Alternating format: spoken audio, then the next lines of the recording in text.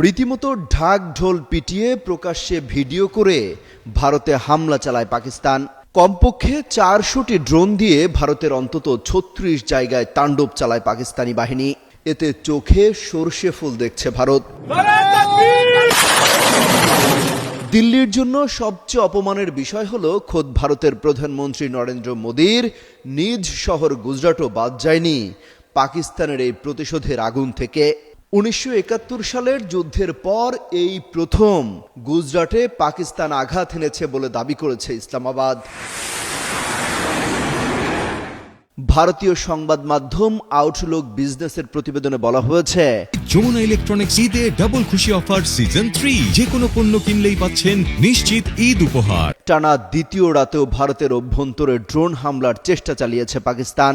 প্রতিরক্ষা সূত্র জানিয়েছে, শুক্রবার রাতের হামলায় জম্মু ও কাশ্মীর থেকে শুরু করে গুজরাট পর্যন্ত অন্তত 36টি স্থানে হামলার লক্ষ্য ছিল। লক্ষ্যবস্তুগুলোর মধ্যে বিমানবন্দর ও বিমান ঘাঁটির মতো গুরুত্বপূর্ণ স্থাপনাও ছিল।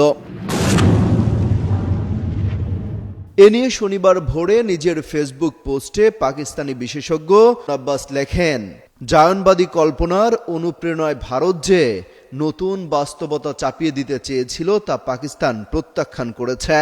তিনি বলেন, ভারত একাধিকবার আন্তর্জাতিক সীমানা লঙ্ঘন করে পাকিস্তানের বেসামরিক এলাকায় ড্রোন ও ব্যালিস্টিক মিসাইল নিক্ষেপ করেছিল। আজ সকালে পাকিস্তানের প্রতিক্রিয়ায় নতুন করে অপারেশন চালায়।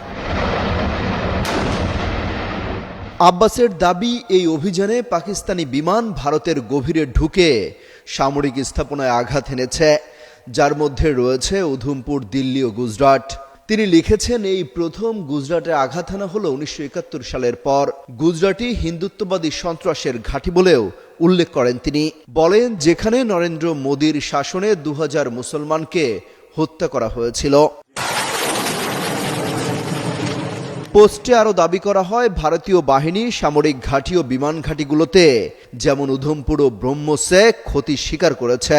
এই পরিস্থিতি পুরোপুরি যুদ্ধের রূপ নিবে কিনা তা এখনো স্পষ্ট নয়, তবে প্রতিরোধের ভারসাম্য এখন প্রতিষ্ঠিত হয়েছে বলেই মত পাকিস্তানের। অমিত হাসান রবিন, যুগান্তর নিউজ।